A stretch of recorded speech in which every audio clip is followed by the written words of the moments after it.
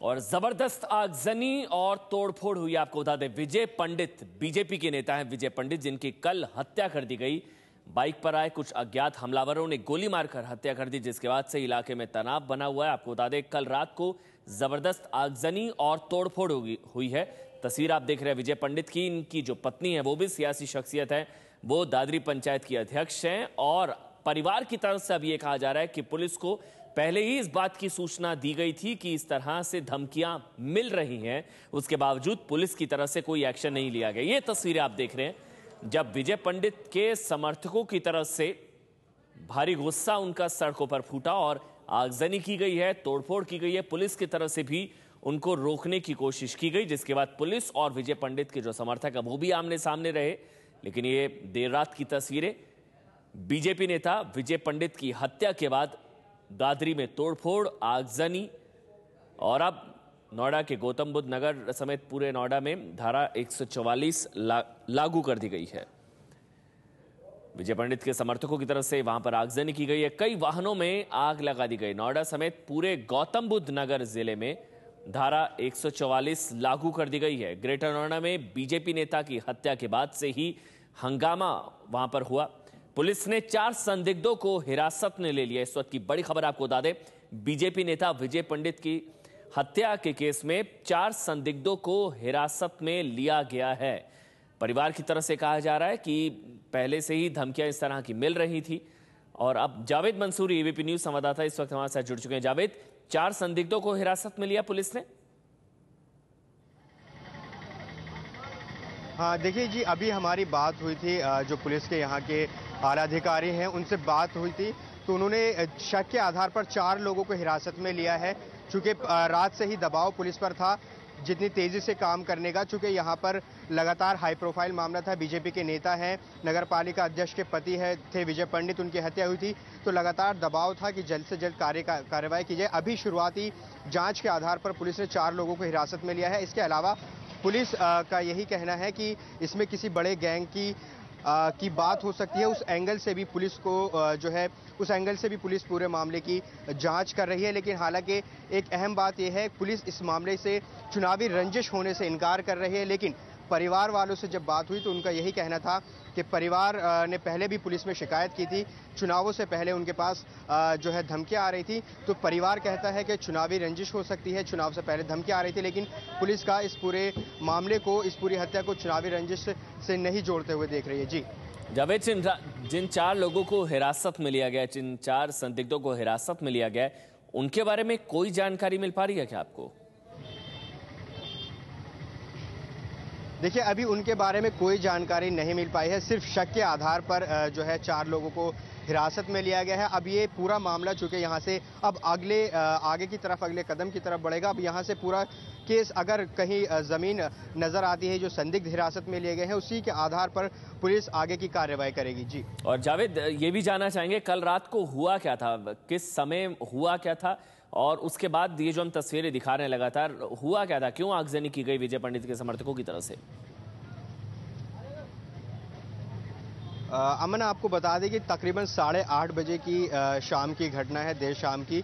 उस वक्त यहीं दादरी के एक इलाके में उनकी 6 राउंड फायरिंग की गई, 5 गोलियां विजय पंडित को लगी और उनको गाजियाबाद के यशोदा अस्पताल जैसे ले जाया गया और वहीं पर उन्होंने दम तोड़ दिया। उसके बाद जो भीड़ बेकाबू हुई है, कई वाहनों में जो है आग लगा दी गई थी।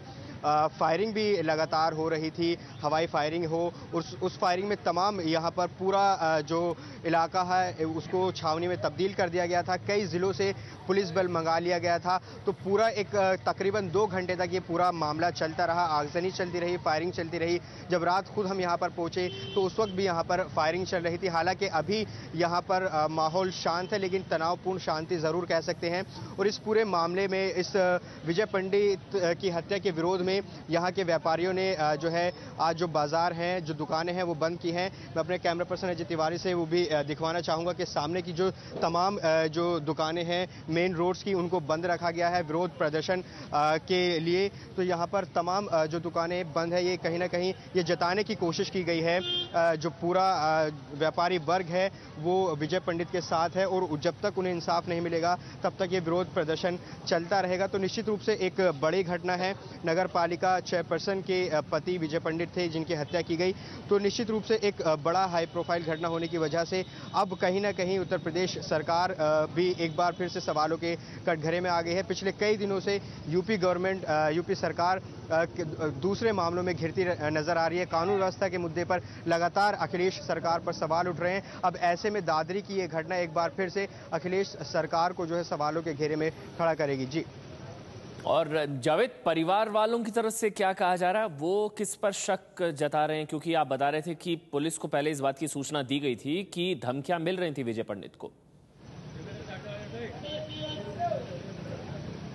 देखिए, पुलिस परिवार वालों से रात जब बात हुई थी तो उनके एक रिश्तेदार है, उन्होंने यही बात कही कि चुनाव से पहले, लोकसभा चुनाव से पहले लगातार धमकियां मिल रही थी। इसकी कोई शिकायत भी जो है की गई थी उनकी तरफ से, लेकिन हालांकि इसकी अभी कोई पुलिस की तरफ से कोई आधिकारिक पुष्टि नहीं की गई है। ये सिर्फ परिवार वालों की तरफ से ऐसा कहा जा रहा है कि लगातार धमकियां मिल रही थी और उसी का विरोध जो है ये लोग कर रहे थे। उसी की परिवार वालों ने शिकायत दर्ज कराई थी, लेकिन पुलिस की तरफ से इस मामले में अभी कोई आधिकारिक पुष्टि नहीं हो पाई है। लेकिन परिवार का इतना जरूर कहना है कि वो लगातार पुलिस में शिकायत दर्ज कराते रहे थे कि जिस तरह से धमकियां मिल रही हैं, कहीं ना कहीं उनको अंदेशा था कि किसी तरह की कोई घटना ना हो जाए, और शायद यही वजह है कि अब कल विजय पंडित की हत्या कर दी गई। तो जावेद मंसूरी जानकारी दे रहे हैं कि कल विजय पंडित की हत्या कर दी गई, जिसके बाद से ही इलाके में तनाव फैला हुआ है और कल रात को आगजनी की गई, तोड़फोड़ की गई और अब नोएडा समेत पूरे गौतम बुद्ध नगर जिले में धारा 144 लागू कर दी गई है। और जिस तरह से जानकारी दे रहे हैं विजय पंडित के परिवार वालों की तरफ से पहले ही सूचना दे दी गई थी। ग्रेटर नोएडा में बीजेपी नेता की हत्या, विजय पंडित, कल रात 8:30 बजे बीजेपी नेता को गोली मारी गई।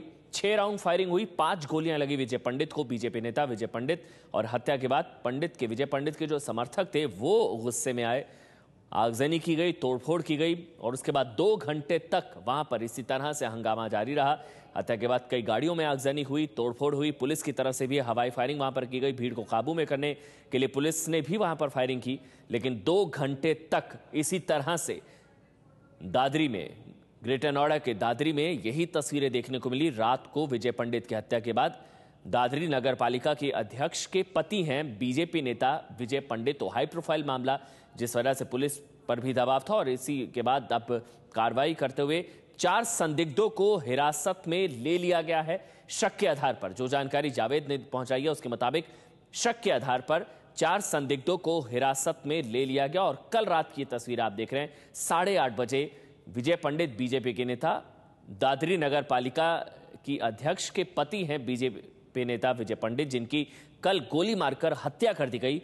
और उसके बाद से ही इलाके में जबरदस्त हंगामा हुआ। विजय पंडित के समर्थकों ने जबरदस्त हंगामा किया, तोड़फोड़ की, आगजनी की और अब धारा 144 लगा दी गई है। नोएडा में धारा 144, गौतम बुद्ध नगर में धारा 144 लागू कर दी गई है।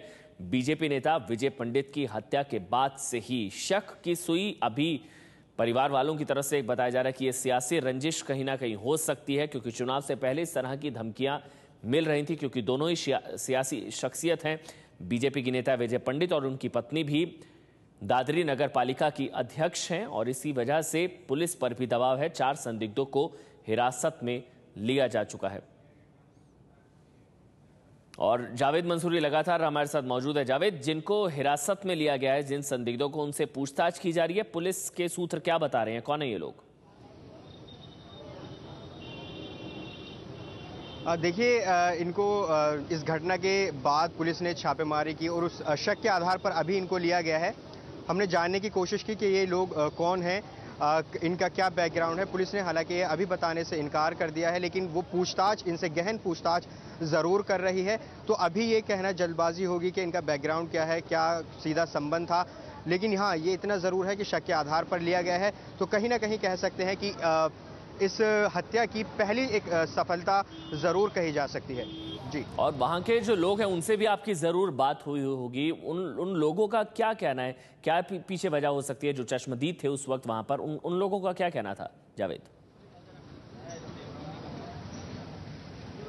देखिए, चश्मदीदों का तो यही कहना है कि रात जब वो अपने एक दोस्त सभासद ही हैं यहाँ पे, उनकी दुकान पर वो पहुंचे थे और वहीं से निकलते वक्त उनकी हत्या कर दी गई।